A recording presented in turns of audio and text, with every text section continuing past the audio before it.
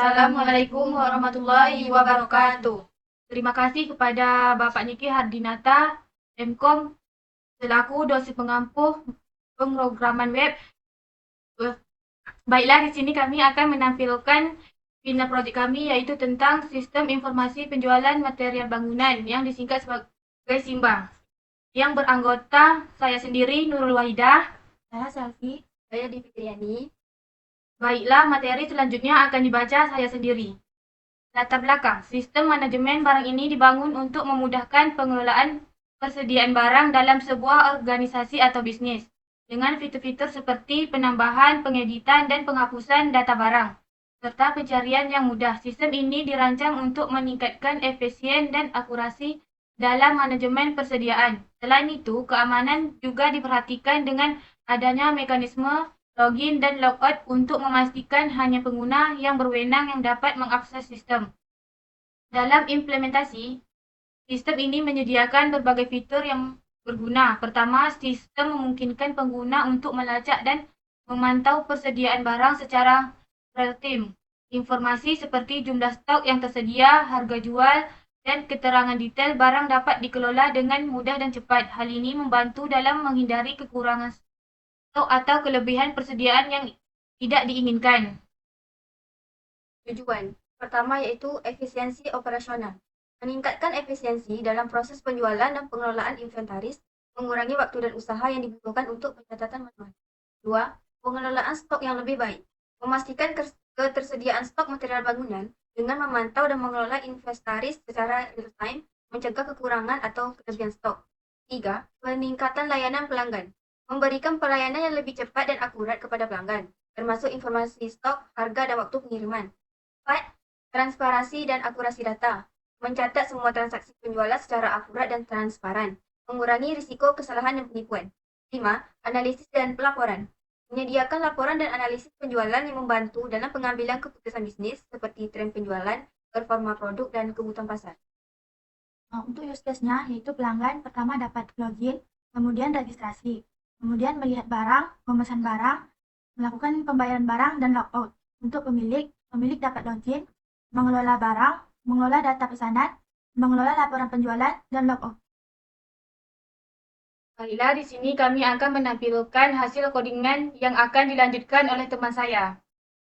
Bella, di sini saya akan menjelaskan codingan yaitu file admin. Di sini ada action barang.php, include koneksi.php, ini file untuk koneksi. Ini scode sama dengan postcode, sname sama dengan post nama, harga sama dengan post harga, stok post stok, detail post detail, yang ini itu ambil nilai dari form. Kemudian yang ini if check apakah ada file gambar yang diunduh. If is set as files foto, as files foto name. As foto barang sama dengan as files foto name. Ekstensi ini digunakan untuk file gambar yang diinginkan. Kalau exploit ini memisahkan nama file dengan ekstensi yang diunggah.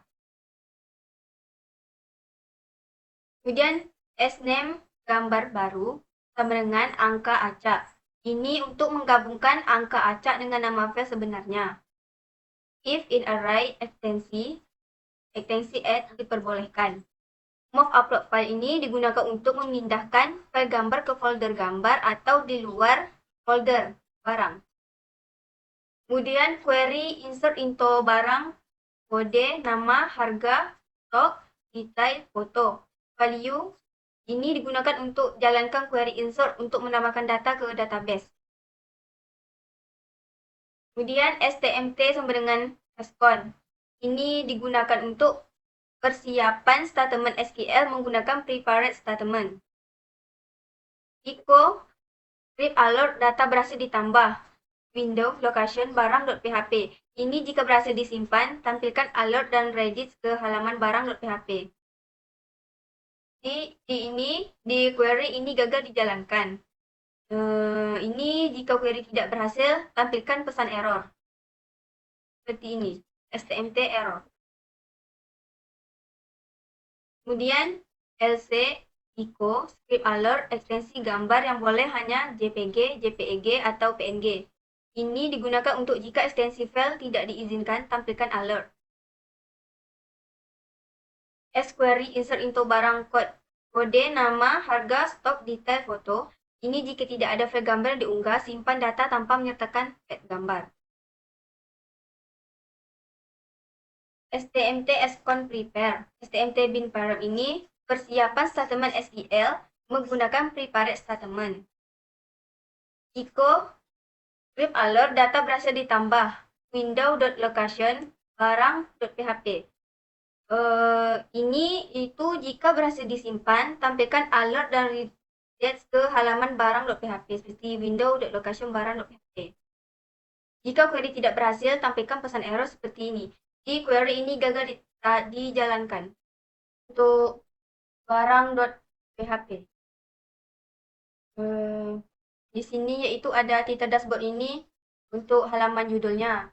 Kemudian link rel stylesheet ref https nih yaitu link ke font icon bootstrap. Kemudian link ref https jdn jdleaf ini yaitu link ke css bootstrap.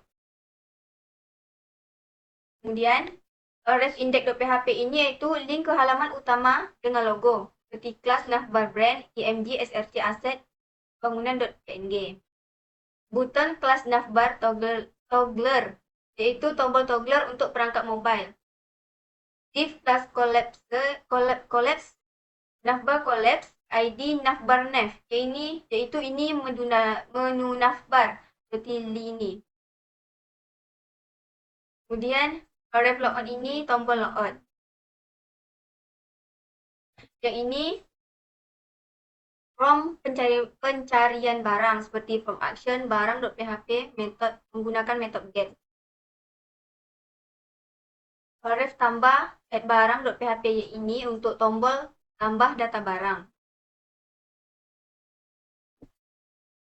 Tabel class tabel bordered, tabel hover, tabel scripted yaitu tabel data barang.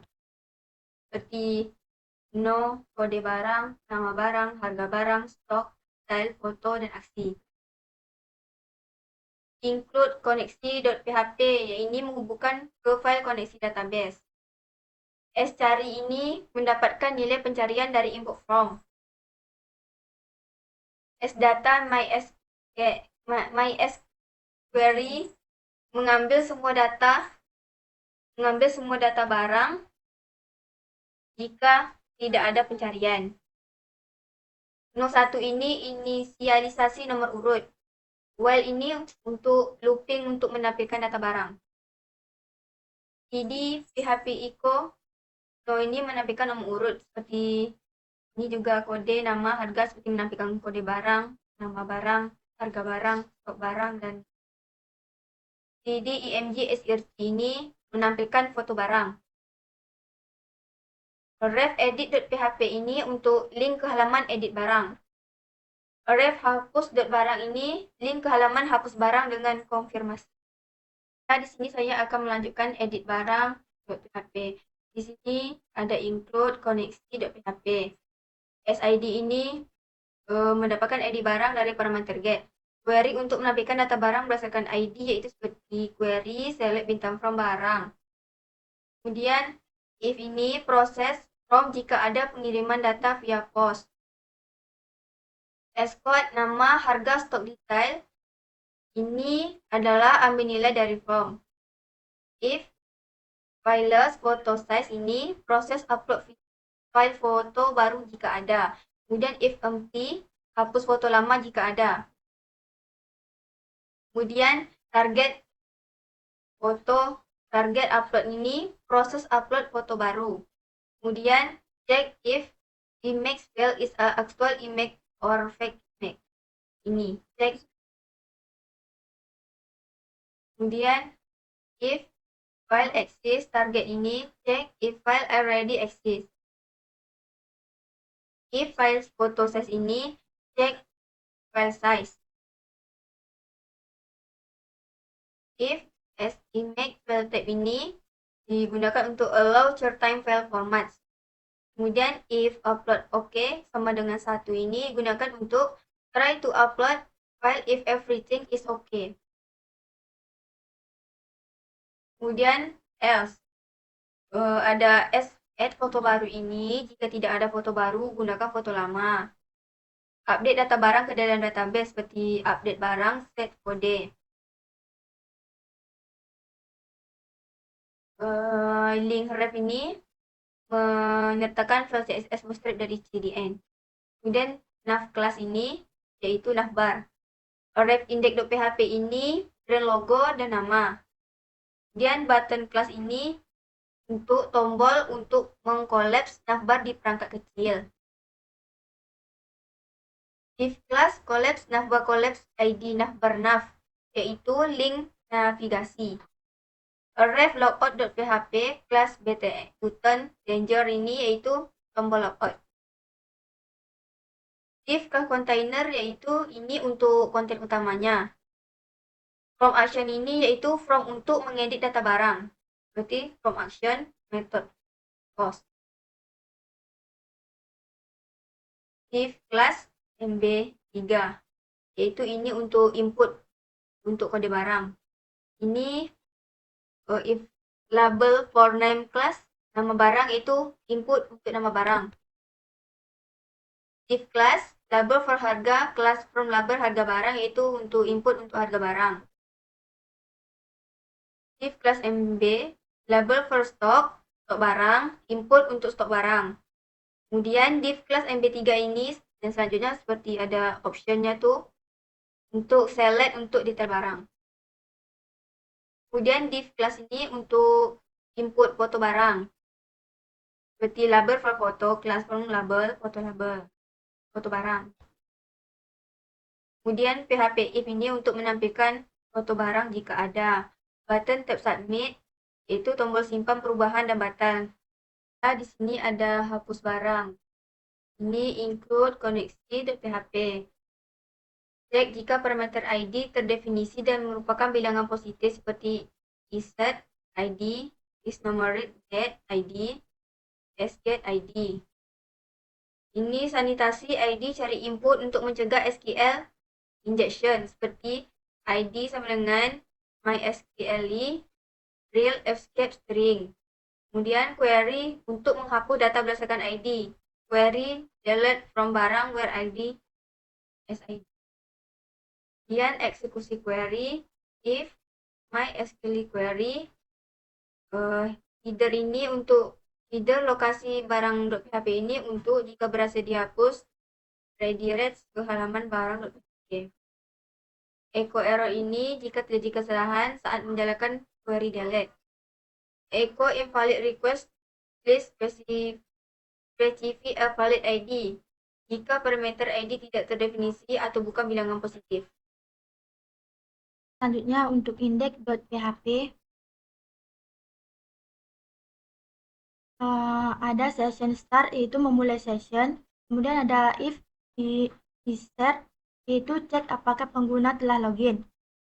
Kemudian ada as username sama dengan session yaitu menyimpan informasi pengguna dari session. Kemudian yaitu ada link ref sama dengan https yaitu untuk menyertakan file CSS bootstrap dari CDN.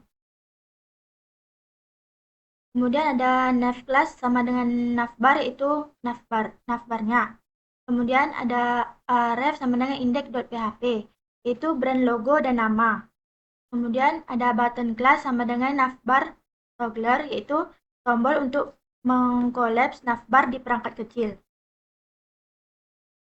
Kemudian ada div class sama dengan collab itu link navigasi. Kemudian ada ref sama dengan logout.php itu tombol logout. Kemudian ada div class sama dengan container my5 itu konten utama. Kemudian ada block code class sama dengan block code mb0 itu block code untuk menampilkan pesan alamat datang dan level pengguna. Kemudian selanjutnya ada logout.php. If session status sama dengan php session run, yaitu mulai sesi jika belum dimulai. Kemudian ada session sama dengan array, yaitu hapus semua variabel sesi. Kemudian ada if, insert, session use, yaitu hapus cookie sesi jika ada.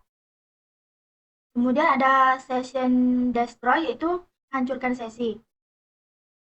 Kemudian ada header location index.php, yaitu redirect ke halaman login atau halaman lain setelah logout. Kemudian selanjutnya itu ada tambah barang.php. Di sini ada dashboard bangunan, yaitu untuk membuat judul halaman. Kemudian ada link ref HTTPS, yaitu menyertakan file CSS Bootstrap dari CDN. Kemudian ada nav class sama dengan navbar expand, yaitu navbarnya. Kemudian ada ref index.php, yaitu brand logo dan nama. Kemudian ada button class navbar toggler, yaitu tombol untuk mengcollapse navbar di perangkat kecil. Kemudian ada div class collapse navbar collapse, itu link navigasi. Kemudian ada ref logout.php, yaitu tombol logout. Kemudian div class sama dengan container my5, itu konten utama. Kemudian ada tambah data barang, yaitu untuk judul form. Kemudian ada from action add barang.php, itu from untuk menambah data barang. Kemudian ada select class from select, yaitu dropdown untuk memilih detail barang. Kemudian ada button tipe submit class sama dengan btn primary, yaitu tombol submit dan batal. Selanjutnya ada koneksi.php. Ini ada server name sama dengan localhost, yaitu variabel untuk menyimpan informasi koneksi ke database. Kemudian ada scon sama dengan new mysql, yaitu server name, username, password, dbname, itu create connection. Kemudian ada if connect error, yaitu take connection. Baiklah, di sini saya akan melanjutkan pelanggan index.php. Di sini ada session start untuk memulai session. If insert session username, cek apakah pengguna telah login. Header location index.php. Jika tidak ada session username, redirect ke halaman login. Username session username menyimpan informasi pengguna dari session bangunan, yaitu judul halaman, link ref HTTPS menggunakan Bootstrap CSS dari CDN. Nav class navbar untuk menavigasi situs. Ref index.php logo dan situs. Button class tombol untuk navbar saat tampilan kecil.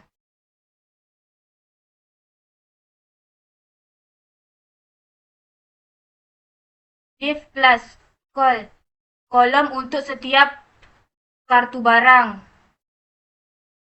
Image src admin gambar menampilkan gambar barang.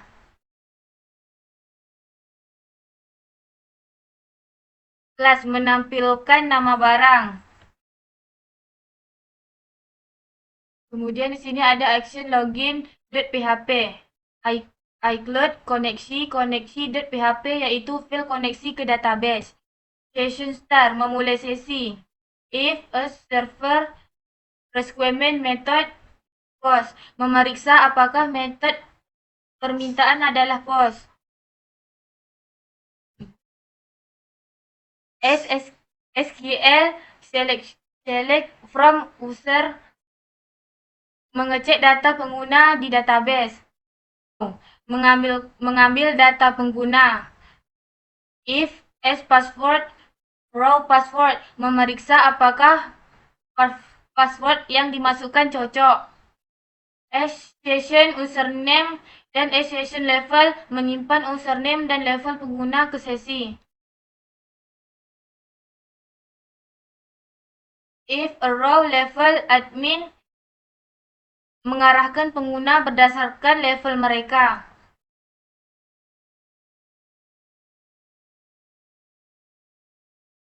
Session error password, set notification notifikasi error ke session jika password salah. Header, location, index.php. Redirect kembali ke halaman login. Session error username. Set in notifikasi error ke session jika username tidak ditemukan. Header, location, index PHP. Reader kembali ke halaman login. Close menutup koneksi ke database. Ada action registrasi.php. Include koneksi.php. Fill koneksi ke database. Password password tidak di-hash. Level pelanggan. Level di default untuk registrasi pelanggan. SQL insert into user menyimpan data ke database. Ini ada index.php. Session error menampilkan pesan error jika ada.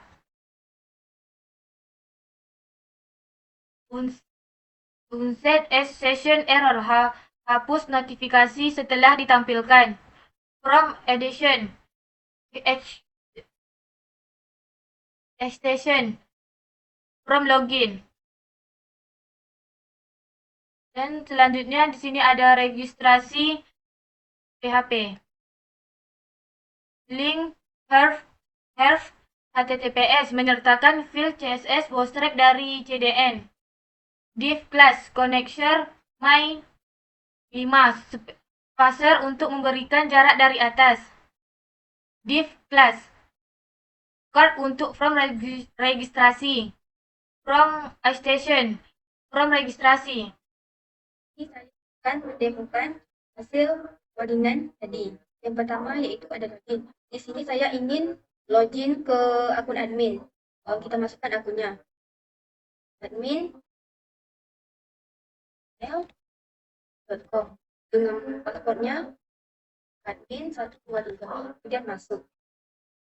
Maka akan masuk ke menu home. Seperti ini. Selamat datang admin. Anda telah login sebagai admin. Ini kami ingin masuk ke menu barang. Ini kami akan menampilkan field yaitu seperti tambah barang. Ini saya ingin memasukkan kode barang dengan nomor 55555. Nama barang yaitu paku. Harganya 12.000. Kemudian kami masukkan stoknya 90. Keterangannya dengan baik. Kemudian kami masukkan foto.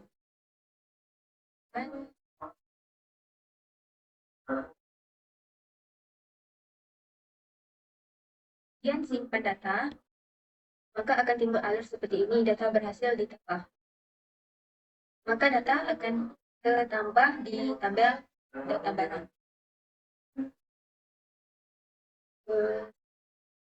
Jadi saya ingin mengedit kode barang bos ini. Klik edit. Jadi kita ubah kode ini menjadi 5609. Kemudian ubah juga barangnya jadi 10. Dan kita simpan perubahan. Maka akan timbul alert data barang berhasil diupdate. Maka data kode barang dan stoknya akan terupdate di nama barangnya keluar. Baiklah, di sini saya akan mencari kode barang dengan nomor 5. Kemudian saya cari, maka yang muncul dengan kode barang 5 yaitu ada kuas, pipa, semen, cat alfian, dan paku. Selanjutnya, saya akan menghapus nama barang yaitu sepatu boy. Maka akan timbul alert seperti ini. Anda yakin ingin menghapus data ini? Kemudian klik OK. Maka data nama barang sepatu boy tadi terhapus. Selanjutnya saya ingin logout dan ingin masuk ke menu login pelanggan. Ketika admin logout, maka akan kembali ke tampilan login. Di sini saya ingin mengisi email pelanggan dan